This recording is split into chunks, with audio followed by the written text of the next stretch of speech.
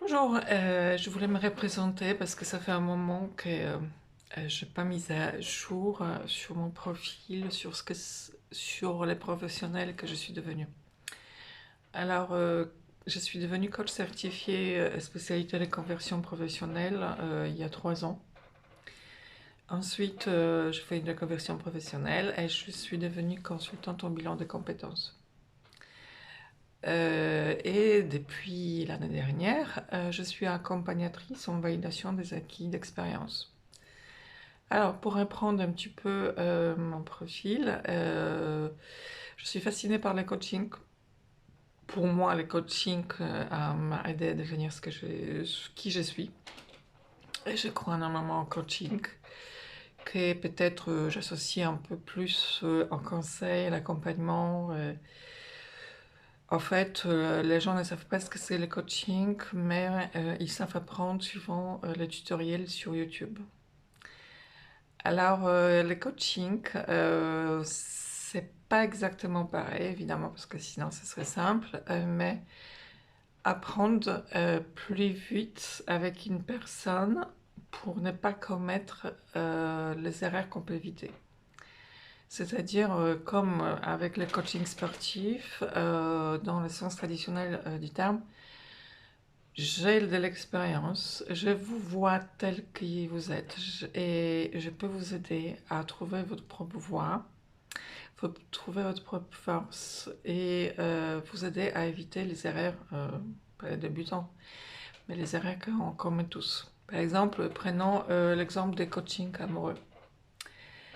On sait très bien les choses qu'il ne faut pas faire, mais dans les feux de la déception, de la trahison, on fait toutes les erreurs. Mais par contre, si tout de suite vous auriez les mécanismes, l'intelligence de faire appel à quelqu'un, ça vous aurait évité beaucoup de déceptions, beaucoup de douleurs et vous serez sorti plus, plus vainquant, pas du tout vaincu. Et surtout, vous n'aurez pas fait toutes les erreurs, c'est-à-dire courir après, demander les pourquoi, etc. C'est ça les coachings amoureux qui marchent souvent. On fait un appel à un spécialiste quand il est trop tard. C'est-à-dire, en fait, on appelle les spécialistes pour réparer les morceaux cassés. Et ça aurait pu être tellement plus simple de faire tout de suite appel à la personne qui, avec bienveillance et empathie, vous aurait guidé, elle aurait essayé de vous guider vers moins de dégâts. Voilà, voilà, le coaching amoureux, c'est extrêmement bon. Le coaching professionnel, c'est encore meilleur parce que on a les codes du milieu professionnel. Vous êtes dans votre travail, c'est vous qui les connaissez.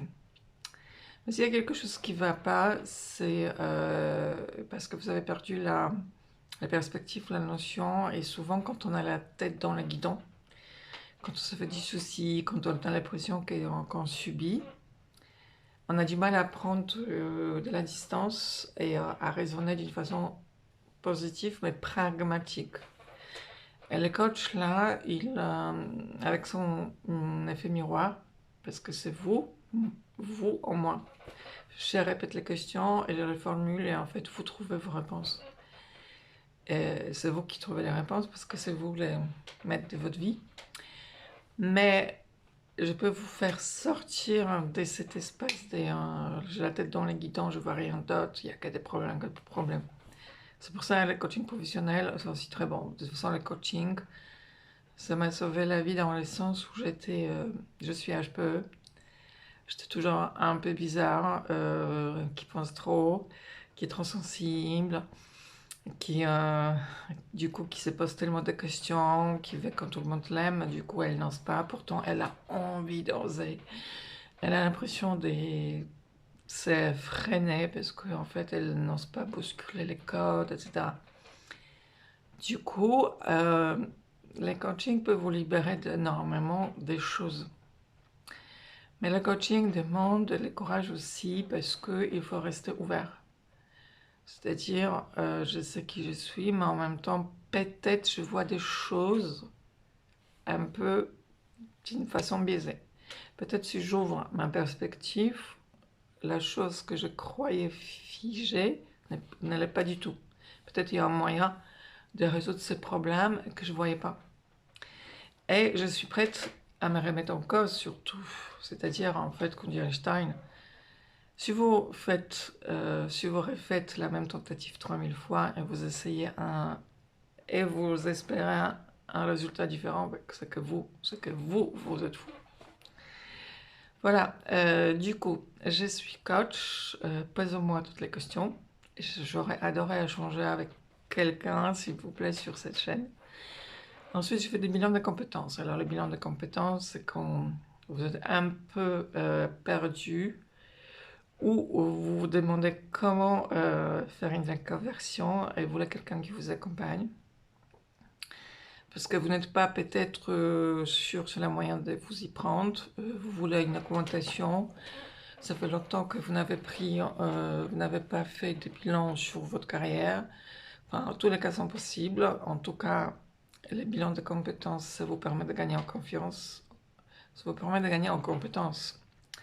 Parce qu'on va sortir tout ce que vous savez, tous vos points forts, etc. Vous allez vous rendre compte que finalement, mine de rien, vous êtes extrêmement expérimenté. Extrêmement expérimenté. Vous savez plein de choses et vous méritez mieux que ce poste. Ou peut-être pas. Ou peut-être justement, vous allez vous rendre compte, finalement, je suis très bonne, mais ce poste me convient parce qu'il me donne ceci et cela. Mais je suis tellement bonne que je pourrais faire autre chose au plus. Et du coup, je vais faire un projet en plus pour satisfaire ma motivation, ma passion, etc.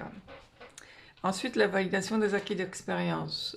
Si vous n'avez pas pu faire tout le diplôme, mais si vous avez toujours travaillé, vous êtes sacrément expérimenté, on peut vous accompagner, je peux vous accompagner à obtenir votre diplôme. C'est entre 6 mois et 10 mois de travail chez vous. Et ensuite, je vous prépare pour passer devant la commission. Ça peut vous aider à, évidemment, avancer de votre carrière. Demander une augmentation, créer votre entreprise, créer votre projet. Voilà. Et je fais tout ça en distanciel ou en présentiel. Alors, merci de me poser toutes vos questions et ça m'a fait plaisir de me présenter à vous. Allez, ciao!